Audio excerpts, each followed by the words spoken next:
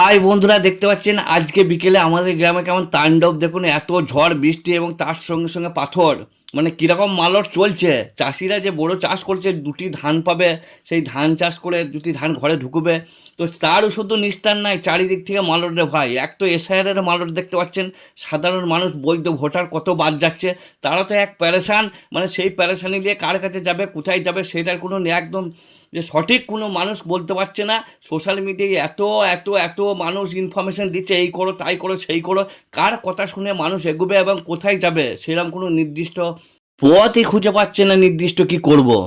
আগামীকাল আমাদের উচ্চগ্রাম গ্রাম পঞ্চায়েতে নতুন করে যেসব ভোটারগুলো ডিলিট হয়ে গেছে তাদের নাম নথিভুক্ত করা হবে, আবার পুনরায় আবেদন করার জন্য, যাতে করে তারা সেই ভোটার লিস্টে নতুন করে নাম যোগ করতে পারে এবং তাদের স্পেশাল স্পেশাল করে হয়তো আবার জাজমেন্টরা জাজ করবে এবং তাদের কিন্তু সঠিক সিদ্ধান্ত নেবে।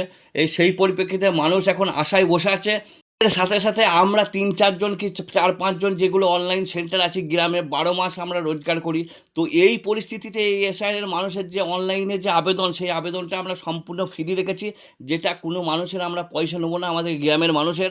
তো আমরা গ্রামের মানুষের জন্য আমরা এটা একটা সোশ্যাল ওয়ার্ক বা ভালো কাজে এগিয়ে যাওয়ার একটা চিন্তাভাবনা রেখেছি, যে ১২ মাস আমরা মানুষের কাছ থেকে ইনকাম করি, কিন্তু এই যে একটা মানুষের পরিস্থিতি, মানুষ একটা মানে ছুটে বেড়াচ্ছে অসহায়, তো তাদের আমরা সম্পূর্ণ যে পদ্ধতি, সেই পদ্ধতিটা জেনে আমরা সম্পূর্ণভাবে ভালোভাবে মানুষকে পরিষেবা দেব।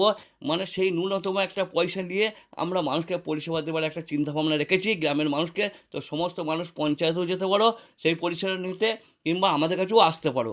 তো এই হচ্ছে আমাদের মেন বক্তব্য এবং এই অসময়ে মানুষের পাশে থাকা কর্তব্য।